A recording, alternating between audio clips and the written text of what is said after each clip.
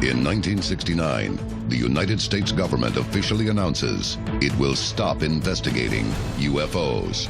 But trust in the government is about to hit rock bottom. The 1972 Watergate scandal opens the door for a 1974 amendment to the Freedom of Information Act, granting the public unprecedented access to secret government files.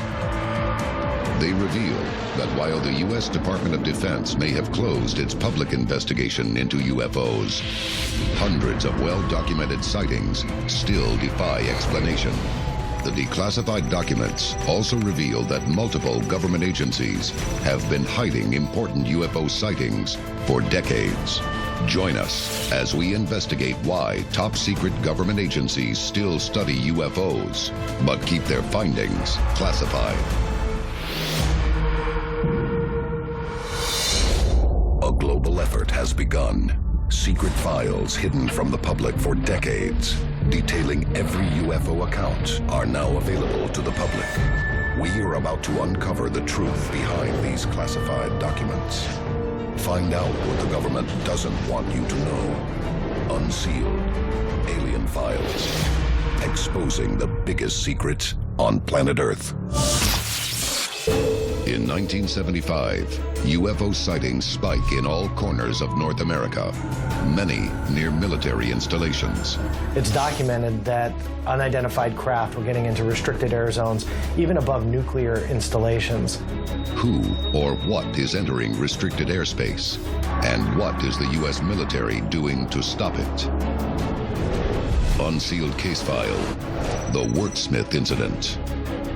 Oscoda, Michigan, October 30th, 1975. On the shores of Lake Huron, civilian and military personnel witnessed strange lights in the sky. In 1975, in Wurtsmith Air Force Base, there was an incident that was described as unidentified craft being seen outside of this military installation that shouldn't have been there. And so they had a tanker in the air that went to go check it out to try and see and determine what this craft was. But as the tanker approaches the unidentified craft, something extraordinary happens. There were very bright lights, but when the military tried to fly towards them, they switched off in sync. As the tanker apparently approached these objects, they did confirm it, not only visually, but they confirmed it by radar. So whatever was there was actually there. Despite visual and radar confirmation, the Wurtsmith incident, like many of its kind, would have remained hidden from the public without the Freedom of Information Act. Officials dismissed the incident as lights from an Apache helicopter, but the report leaves more questions than answers. Was it truly a helicopter? Or was that just simply the label and the best definition that they could put on the craft? Cases like the Wurtsmith incident mark an important change in the way UFOs are studied and reported inside the government. But to understand why, we must go back nearly a decade. Unsealed case file, the Condon Report. In 1966, Edward Condon led what has now become known as the Condon Committee. And what they were doing was analyzing what the cases were that were still unidentified in the Blue Book system. And in 22 years, they investigated 12,768 sightings. Only 701 of those remained unidentified. But many critics argue the Condon Committee's findings are a foregone conclusion. His final conclusions in that report were that UFOs were nothing to be bothered with, nothing to be in, and his other conclusion was that from 1947 till 1968, when it was released, no scientific information, nothing of importance could be gleaned from the subject of UFOs. In 1969, the US government terminated Project Blue Book and said, we are no longer interested in investigating UFO sightings. There's something to this phenomena that the intelligence community knows is important, but doesn't want us to know about. Coming up, we investigate one of the most important international UFO reports ever declassified. This is Unsealed Alien Files. Welcome back to Unsealed Alien Files. In 1969, the U.S. government shut down their official Air Force investigation called Project Blue Book, claiming that studying UFOs has added nothing to scientific advancement. But by the mid-1970s, public interest in UFOs is only getting stronger. And one incident in 1976 shocked civilians and the military to their core. Unsealed case file, the Tehran incident. Tehran, Iran, September 19th, 1976. In September of 1976, in the middle of Tehran, Iran, an airbase there was receiving quite a few phone calls about a mysterious object that was seen hovering over the city. Iranian Air Force generals scrambled 2 American-made F-4 Phantom fighter jets to intercept. But just as the first pilot realizes that the object is unlike anything he has ever seen before, his controls mysteriously shut down. He is called back to base, and the second F-4 takes a closer look. As it got the same amount of distance as the first plane, something different happened. A second UFO appeared from the first one. Then all of a sudden, the second UFO jetted forward towards the incoming F-4 Phantom jet. So the next thing that he does is he arms his AIM-4 missile, flips the switch, and he's going to fire back. He goes to fire in 3, 2, 1, everything shuts off. He has no control over the fire. He sees an incoming object, and he can't do a thing. The pilot fears for his life and takes evasive action, throwing his plane into a dive. As he's seeing this object come towards him, again, assuming it was a missile, before it impacts his craft, it makes a dip, it loops around his aircraft, and rejoins the original UFO, as pretty much to say, I don't think so, don't even try it. The UFOs maneuver in a way that defy any known aircraft capabilities of the time. There was actually a third UFO that appeared as the pilot saw it come out of the side of the original craft, then goes towards Earth and actually lands on the ground. It says to have cast a large light, about 1/3 of a kilometer in diameter, on the ground. American officers are secretly dispatched to Tehran, where they conduct a lengthy interview with the Iranian pilots, officers, and air control personnel. The report is sent to top-level agencies within the U.S. government. I've never seen a UFO document be forwarded that widely. The CIA, the NSA, the FBI, and again, even the White House received a copy of this report. Why does the U.S. government take such an intense interest in the Tehran incident, 7 years after the Air Force said that studying UFOs does not further scientific knowledge? Obviously, if a UFO can disable a fighter jet in Tehran, it can do it in the United States. Does the government take it seriously? Absolutely. This proves beyond a doubt that the UFO phenomena was real. This proves beyond a doubt that they were still interested in it. And this proves beyond any doubt that this was technology that we don't even have today, decades later. Experts today still cannot explain the Tehran incident. But the most fascinating part to me is not necessarily the case itself, but it's the fact that we can read it. If you couple this case and you put it next to the hundreds and hundreds of blacked out cases on UFOs that are blacked out from top to bottom, if you can read this one, what in the heck is under the black in this one? Encounters such as the Tehran incident raise questions about how much the government may be hiding from the public. In 1977, a leading independent UFO researcher named William Spalding files a lawsuit against the CIA for violating the Freedom of Information Act. Spalding, like a lot of people in the UFO community, was fairly suspicious of the government, and he didn't believe it. So he pushed and pushed until finally it went to a lawsuit, and the CIA was forced by order of a judge to look for records. The court forces the CIA to release thousands of pages of UFO files, files they officially claimed did not exist. William Spalding's 1977 lawsuit marked a fundamental change in how the UFO community used the Freedom of Information Act to go after this issue aggressively. This was such a huge embarrassment that the then director of the CIA asked his own officials in a panicked memo, "Are we in UFOs?" CIA, Department of Defense, and United States Air Force documents reveal that in 1975, reliable military personnel repeatedly witnessed UFOs over weapons storage areas and nuclear missile facilities. Among the UFO incidents listed in the declassified files is the Wurtsmith sighting. Why is it that military personnel are always told, don't talk about what you saw to anybody? And the answer is obvious.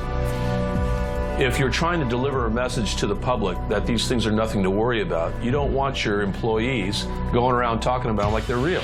Up next, the pressure to be more transparent about UFO investigations leads to the release of one of the most compelling military sightings in the history of UFO investigation. This is Unsealed, Alien Files. Welcome back to Unsealed, Alien Files. Declassified documents made available by the U.S. Freedom of Information Act of 1974 reveal that, despite claims to the contrary, the U.S. government is still actively investigating UFOs.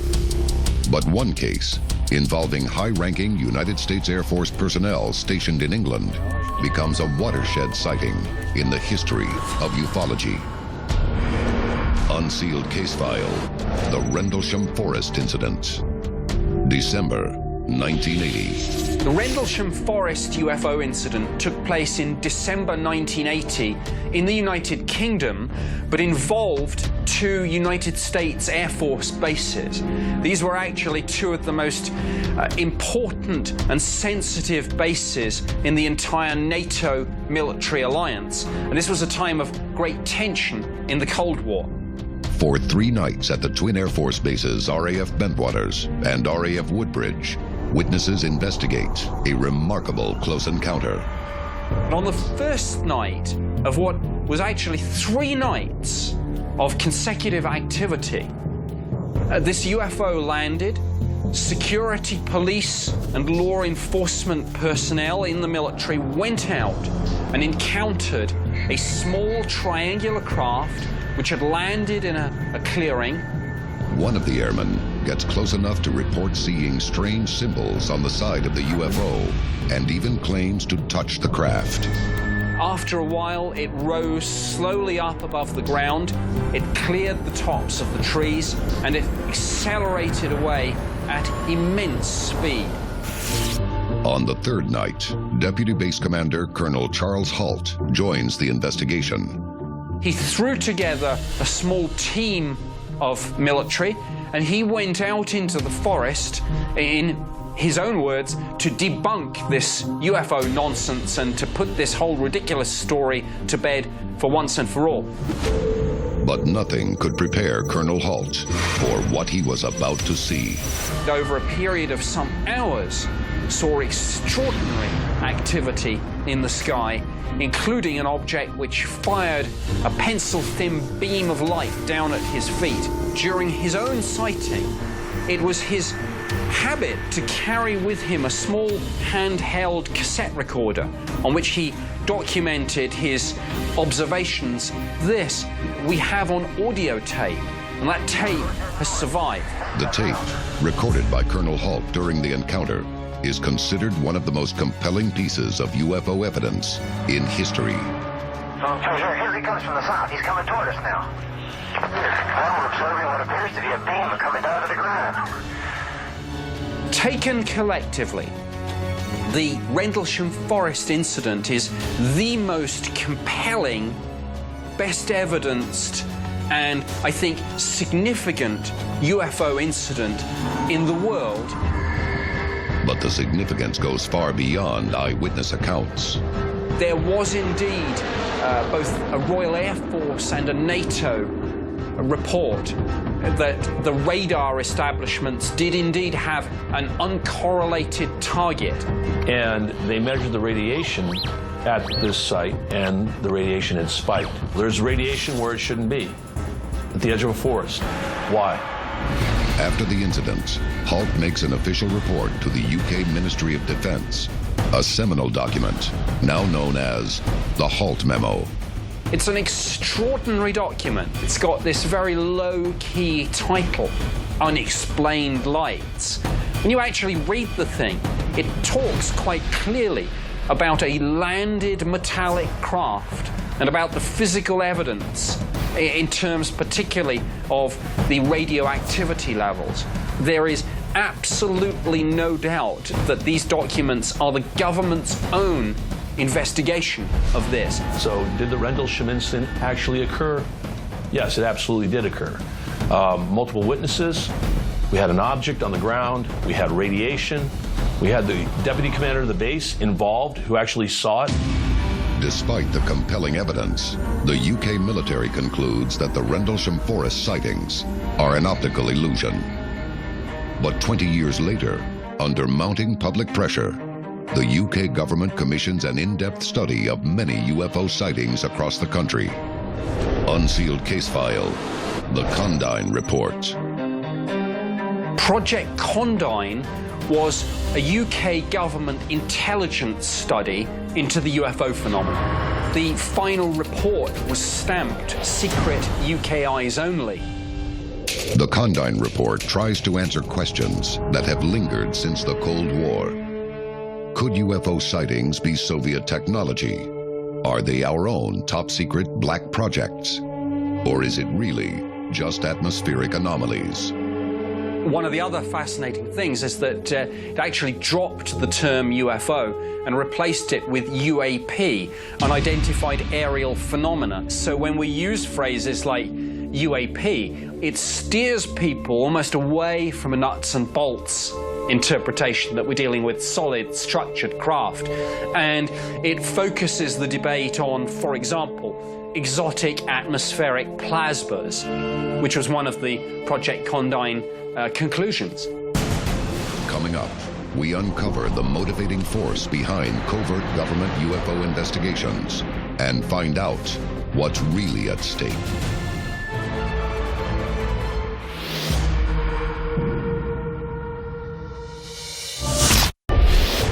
Welcome back to Unsealed Alien Files. The time to act is now. Tell us your story.